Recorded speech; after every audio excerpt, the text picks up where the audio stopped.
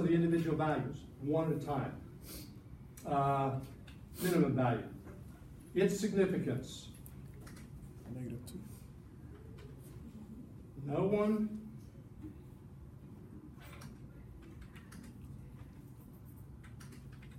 has fewer than 4 spelling errors. Because 4 was our minimum value, right? But that also means, another way of saying that is, everyone has at least 4 errors. Could be 2 ways to be able to write that. They may say, what percentage of students have more than 4 errors? 100%. What percentage of students have fewer than 4 errors? 0%. All? Nothing. That's the significance of the minimum value. Quartile number 1.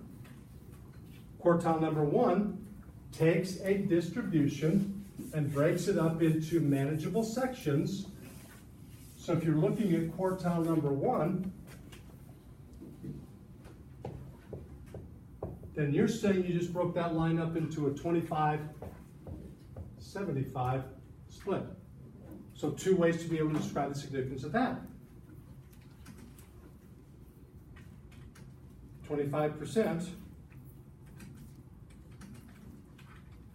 of the scores are less than quartile number 1, 13 errors.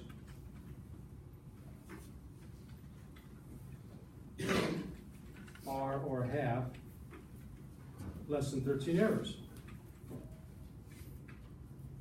Or 75% have more than 13 errors.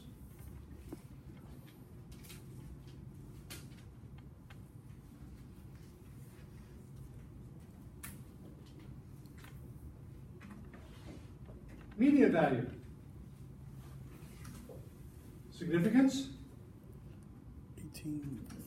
50% have fewer than 18.5 errors. Don't you dare put 18, don't you dare put 19. It'll count it wrong. Use the number they gave you, okay? I know it seems weird. Practical application should say that they can't have a half of an error. So you'd think that 18 would be correct, but it'll mark it wrong. Okay? Or 50% have more than 18.5 errors. Significance of quartile number 3.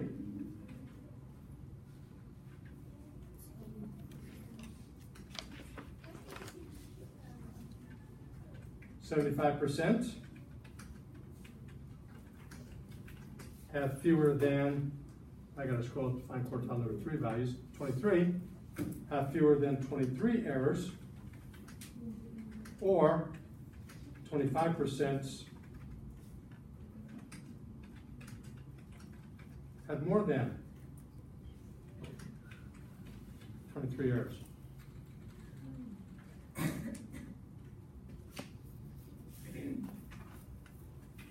Significance of the max?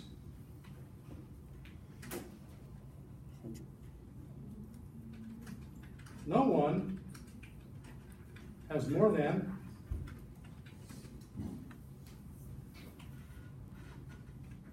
49 errors. Or everyone has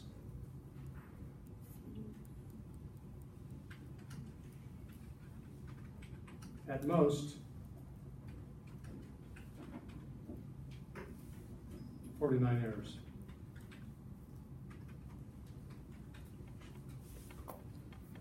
at most up to and including, but no one has more than 49 errors, so we've already taken care of whether 49 is included or not. One last significance value in there that's oftentimes missed is Q1 and Q3 together. There's another 50% value that hangs in there that we miss sometimes. So if I look at the number line and I look at the 25% here for quartile number 1,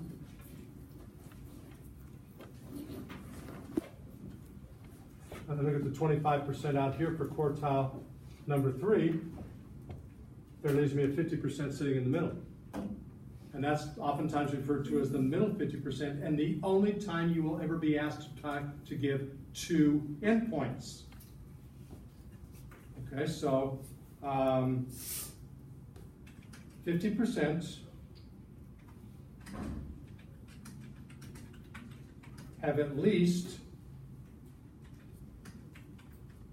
13 errors, but no more than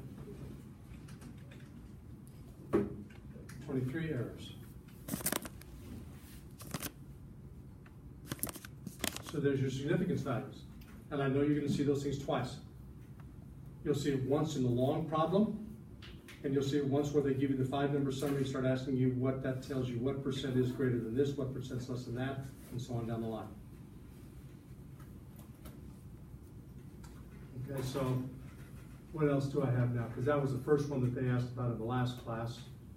We did this one. That was one that they asked about. You asked this one, which is a good question.